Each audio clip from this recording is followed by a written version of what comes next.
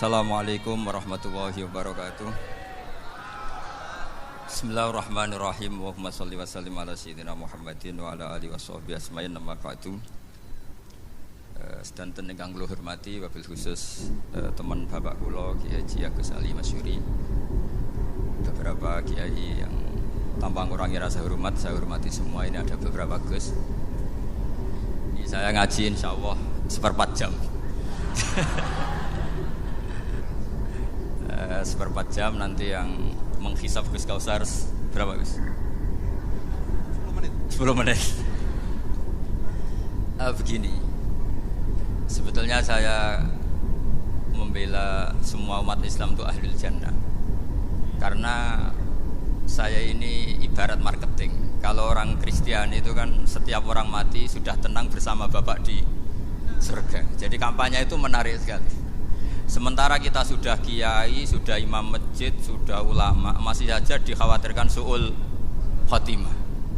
Ini kalau kampanye ini tidak imbang, ini nanti saya takut kalah. Makanya saya bilang pokoknya semua orang mukmin itu ahlul jannah. Karena memang asli hadisnya seperti itu, man qala la ilaha illallah dakhalal jannah. Bahwa kemudian ada beberapa kiai yang mungkin wataknya itu pesimis, kemudian bikin sekian aturan-aturan yang sebetulnya itu cerminan dari pesimisnya. Terus akan-akan masuk surga itu susahnya bukan main. Nah itu saya tidak setuju, karena tadi pasti kalah dengan kampanye sebelah yang setiap orang mati dibilang sudah tenang bersama Bapak apa? Di surga. Jadi ini penting. Terus kedua saya bilang agama ini sudah begitu baik. Masa kunci surga sudah dibocorkan, miftahul jannah la ilaha illallah. Masa sudah pegang kuncinya enggak jadi masuk surga, itu kan aneh. Ya sudah masuk saja, tapi tidak usah minta bantuan saya, masuk aja, kan sudah pegang kuncinya. Terus ketiga, kenangan terburuk saya ketika jadi kiai itu gini, saya ada beberapa guru SD datang ke saya. Ini agak-agak masalah besar. Gus, boleh enggak buka ujian nasional yang masih disegel? Semua guru bilang enggak boleh, itu kriminal kan. Ada satu guru yang bikin analogi agak kacau. Boleh saja. Wong ujian di kuburan saja dibocorkan para kiai enggak apa-apa. Itu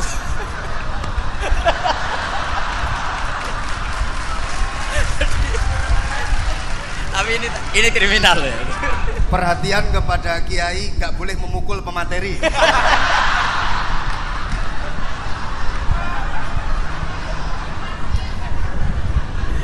Jadi tentu itu analogi yang salah kan. Marrobuka kan, Tuhan kamu siapa, Nabi kamu. Tuhan kamu siapa, Nabi kamu siapa, imam kamu siapa. Ini kan sudah dibocorkan oleh para kiai. Artinya apa? Nak raiso jawab kebablasan gitu. Terus guru ini berpikir kalau ujian akhirat sekrusial itu saja bisa dibocorkan, kenapa ujian nasional tidak boleh? Tentu ini kias yang salah, saya tidak ngajari seperti itu. Tapi saya ngajari ke kalian betapa mudahnya masuk surga. Kunci jawaban sudah dikasih, kunci pintu masuk sudah dikasih. Kok sampai tidak masuk, ini kebablasan. Paling salah gurunya. Jadi ini kenapa saya sering cerita orang mukmin semuanya itu min ahlil jannah, itu saya jamin.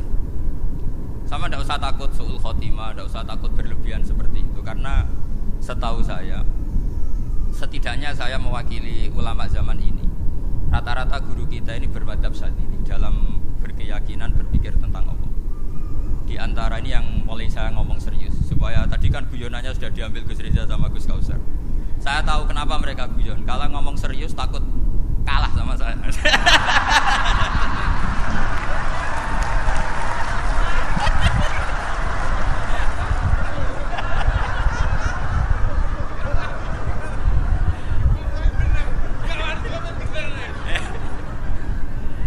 Saya ini sudah terkenal pemikir serius, jadi artinya itu satu kepintaran mengalihkan ya, oh ya, sudah itu satu kecerdasan. Tidak hanya ngalim tapi betul cerdas. Jadi itu bukti beliau ini cerdas itu. Saya berpikir begini, ini madhab Syadzili, kita semua tentu Syadzili karena kita semua ngaji kitab hikam. Kita tahu kitab hikam itu muridnya Abul Abbas Al-Mursi, muridnya Syekh Abil Hasan apa? Asy-Syadzili. Saya masih ingat betul makalah itu dan saya ulang-ulang setiap saya ngajar di sarang saya ajarkan. Kilali kata Abdul Hasan As-Sadili, saya pernah dapat hatif, dapat semacam ilham. Apa makna min syarril waswasil khannas? Itu kata beliau dijawab oleh hatif itu. Hatif itu nggak perlu diterjemah tadi ada karena tadi diajarin itu. Apa yang dihidupkan itu nggak perlu dijelaskan. Kata hatif tadi, waswasun yadkhulu bainaka wa baina habibika. Yunsika altofahu alhasanah wa yudzakiruka af'alaka asayya wa yukassiru indaka dzatas shimal wa yuqallilu indaka dzatal yamin liya'dila bika an husnidzanni billah ila su'idzanni billah. Jadi yang dikatakan waswas adalah kamu digiring untuk hanya ingat sisi-sisi kamu yang negatif, dilupakan bahwa Anda punya sisi-sisi yang positif. Misalnya seperti ini, mungkin secara fikih tadi banser-banser tegas, wah ini masalah lelaki perempuan dipisahkan gini-gini. Tapi kenapa Gus Ali bilang ya sudah gini gak apa-apa. Sebetulnya ada rukhsah itu karena ini di depan umum. Yang paling pantangan Nabi itu la yakhluwanna rajulun bimra'atin. Ini ada yang menjaminnya gitu.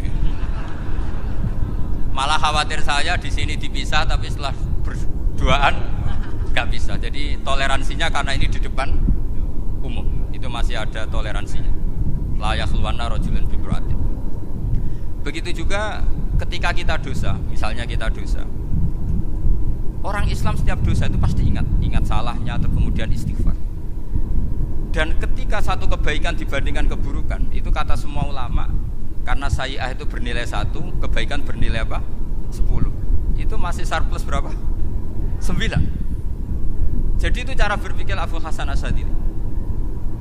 Kenapa kamu harus berpikir positif tentang Tuhan? Sekali berpikir tentang negatif itu bahaya betul. Misalnya begini, kamu berpikir tak rewangi jadi kiai, sujud, rukuk, ternyata aku tetap lebu neraka. Gunane apa? Itu menurut saya kan gak punya akal. Sujud itu satu kelaziman menghamba kepada Allah. Normalnya seorang hamba itu ya sujud. Kemudian gara-gara kamu ingin masuk surga, terus logika kamu dibalik. Gunanya apa saya sujud? Ternyata saya masuk neraka. Itu pertanyaan yang benar-benar bodoh dan itu menjadikan Allah benci. Logikanya dibalik begini. Ini saya ngomong serius karena ini bentuk kemenangan saya ini bentuk kemenangan saya. Saya berkali-kali ngomong di kota pelajar di Jogja karena banyak pengujinya juga. Bukan sekedar pendamping tapi penguji. Banyak yang profesor, bukan sekedar doktor, banyak yang profesor. Jadi ya ini dokter. Begini, saya pernah ditanya sama seorang dosen, Gus, saya ini ngaji hadis banyak, tapi ada yang saya tidak paham, yaitu mangkola la ilaha illallah dakhalal jannah, ada kalimat wa in zana wa in saraka. Meskipun pernah zina, pernah maling. Ini kan seakan-akan mentoleransi perzinaan dan pemalingan. Terus saya bilang, oh makna hadis itu seperti ini. Jadi kebenaran absolut, kebenaran yang mutlak itu tidak akan terganggu oleh status perilaku seseorang. Saya berkali-kali memberi contoh.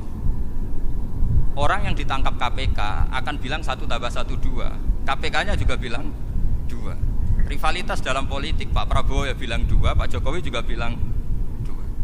Orang yang zaniyah, yang lonte pun akan bilang 2. Muftinya juga bilang 2. Ketua MUI-nya juga bilang 2. Artinya gini, kebenaran yang absolut adalah kebenaran yang siapapun akan meyakini seperti itu. Seperti 1 + 1 2. Kamu punya musuh bilang 2. Kalau ibu-ibu ini punya maru ya marunya bilang 2 tadi tambah mama. Enggak tahu saya terjemahnya apa tadi. Nah, kebenaran yang absolut itu kebenaran yang siapapun pasti mengakui. Dan uniknya begini, saya kalau saya pernah ngaji acara himmah, acara pondok sarang di Demak. Kalau kamu bilang 1 + 1 menjadi 2, untuk mengatakan 2 itu kamu butuh hadiah enggak? Mereka semua jawab enggak. Kita semua juga saja mengatakan tembok itu putih. Kenapa? Karena memang putih. Kita mengatakan 1 + 1 2 karena memang kita tanpa presentasi dapat hadiah, dapat penghormatan. Kenapa untuk mengatakan Allah itu Tuhan kita butuh surga? Memangnya kalau tidak ada surga Allah tidak jadi Tuhan? Ini problem orang soleh-soleh yang terlalu pesimis. Makanya nanti orang-orang soleh itu masuk surganya berat. Tapi kalau orang alim lebih gampang kira-kira seperti itu. Iya, karena kan imannya lebih bagus. Dalam hadis qudsi Allah ini yang dibuli orang-orang soleh. Laulam akhluk jannatan wala naron alam akun ahlan an uto'ah, dalam hadis qudsi. Kalau saja saya tidak menciptakan surga dan neraka, apa saya tidak jadi Tuhan yang perlu ditaati? Apa kalau kamu tidak saya kasih uang 1 juta terus bilang 1 tambah 1 11? Enggak kan? Tetap bilang berapa? 2. Kalau kebenaran absolut yang 1 tambah 1 kamu bilang 2 meskipun tanpa mendapat hadiah. Kenapa untuk bilang Allah Tuhan kamu butuh hadiah surga? Itu kan serah ikhlas belas. Makanya saya terus mengajarkan ikhlas. Ikhlas itu bisa dilatih dengan akal, dengan pikiran, bil ilmi lah. Harus dilatih. Nah di sini ini momen atau makna yang mestinya harus difahami wa inzana, bahwa kalimat ini sah meskipun dilafatkan seorang yang pernah zina. Sama seperti 1 tambah 1 2 sah, diucapkan siapa saja sah. Dan siapapun akan mengucapkan itu secara ikhlas. Ini penting saya utarakan. Sehingga setelah ada firqah-firqah takfiri yang mengatakan orang megang keris itu syirik, ke kuburan syirik, ini syirik, itu salah besar. Salahnya adalah tadi kalimat-kalimat atau kebenaran-kebenaran absolut ini sudah jadi sibghata wa man ahsanu minallahi sibghah. Kalimat ini begitu absolut di hatinya orang mukmin. Sehingga ketika terganggu oleh hal-hal yang adat istiadat kayak pegang keris, kayak apa, ini tidak mengganggu. Tetap kualitas iman ini di atas keyakinan adat membawa apa keris. Kalau orang membawa keris menjadi syirik karena percaya sama makhluk. Orang misalnya kejawen kalau nggak bawa keris nggak nyaman. Orang kota itu kalau nggak bawa ATM juga nggak nyaman. Itu tidak dihukumi syirik. Kamu pergi lupa bawa HP nyaman enggak? Enggak, kenapa enggak dihukumi syirik?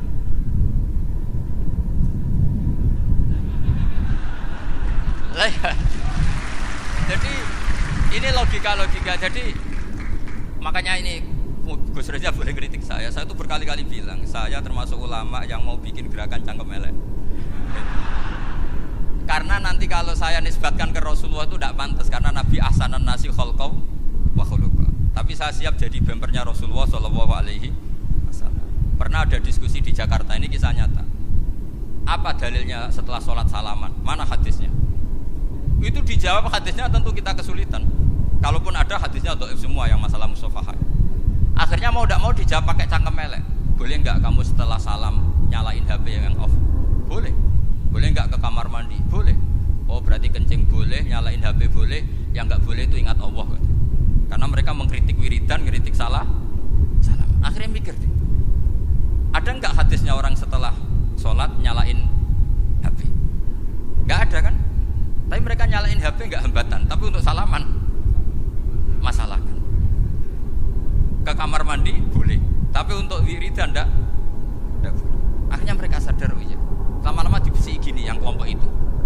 Kamu itu korban aliran supaya kamu enggak ingat Allah, ingatnya HP-nya.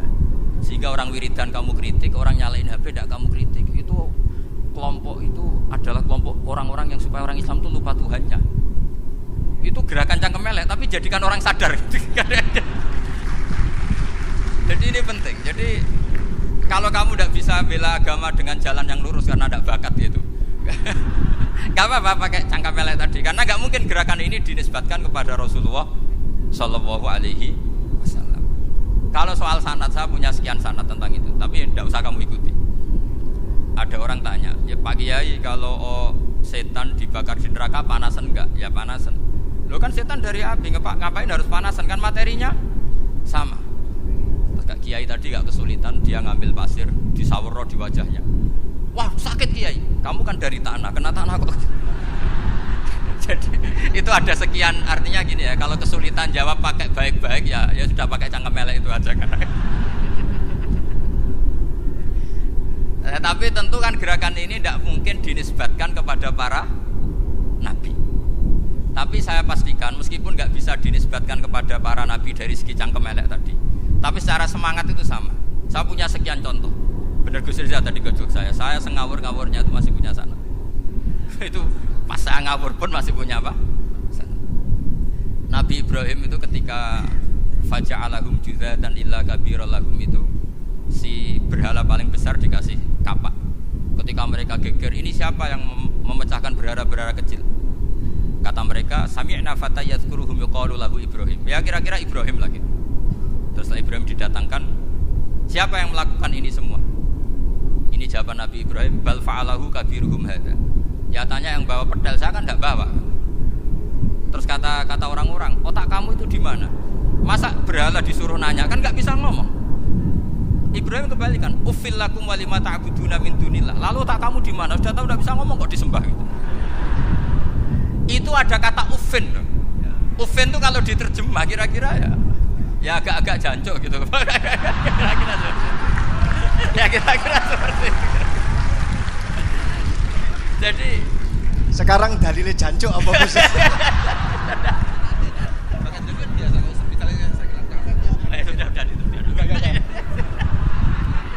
Gimana? Jancuk itu dari daksu, dak tinggalkanlah suan perkara sing elek. Krono ilate wong Surabaya kakean rawon akhirnya ngomongnya jancuk.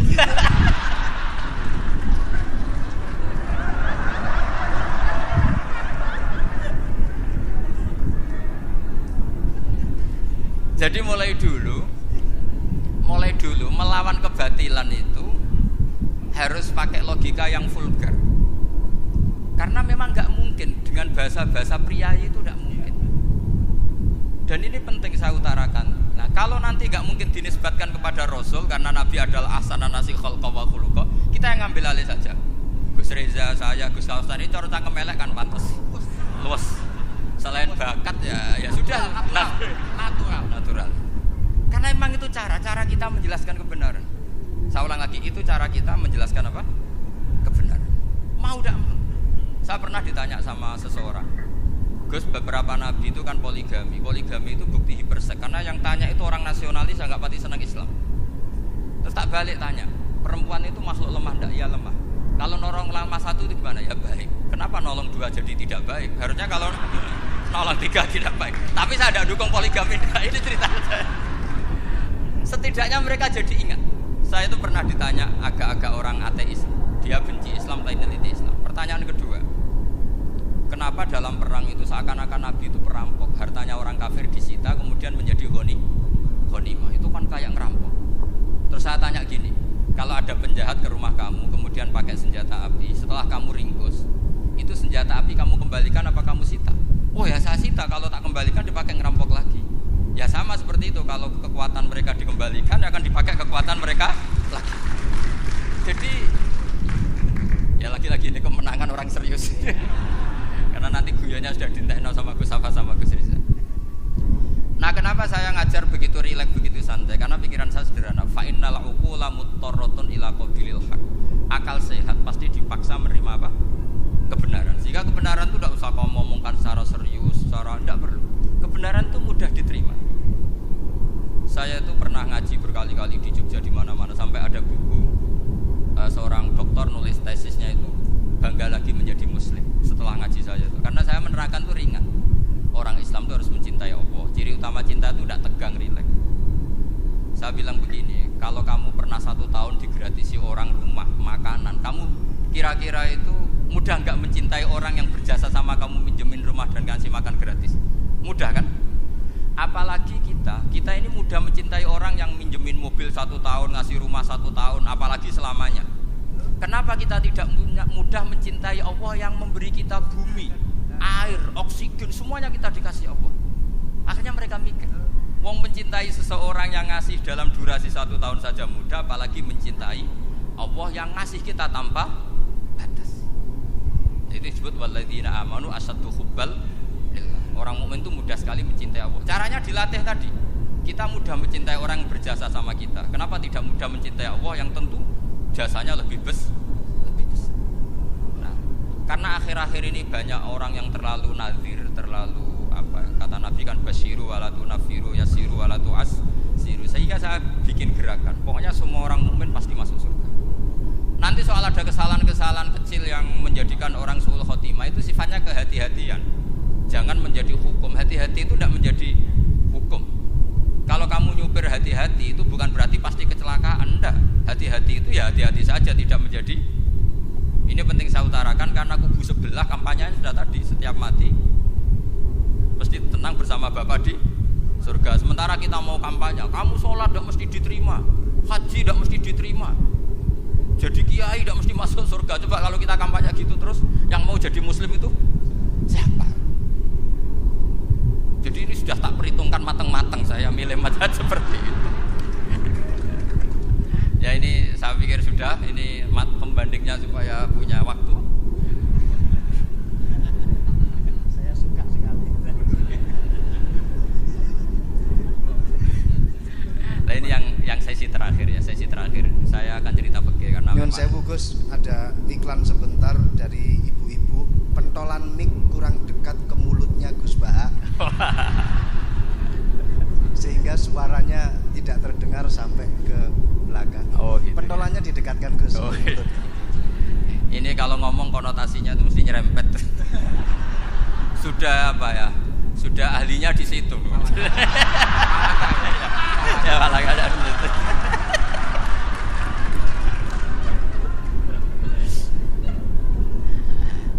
Dalam sesi terakhir saya cerita pentingnya pembanding. Imam Rafi'i itu yang ngarang kitab Muharrar. Kitab Muharrar ini adalah ringkasan dari kitab Al-Wasit. Al-Wasit itu karangannya Imam Ghazali. Al-Wasit sendiri ini khas ngaji NU karena NU maknanya Nahdlatul Ulama, gerakan para ulama. Jadi kalau nggak ngerti alim-alim seperti itu ya ada NU. Sebenarnya sampai itu pasnya Nahdlatul Ummah, gerakan umat. Tapi kan sudah jadi partai politik Nahdlatul Ummah. Karena yang katakan NU itu Nahdlatul Ulama, gerakannya para ulama. Imam Rafi'i itu berpendapat sujud itu cukup pakai baduk, pakai jidat. Itu dalam kitab Muharrar.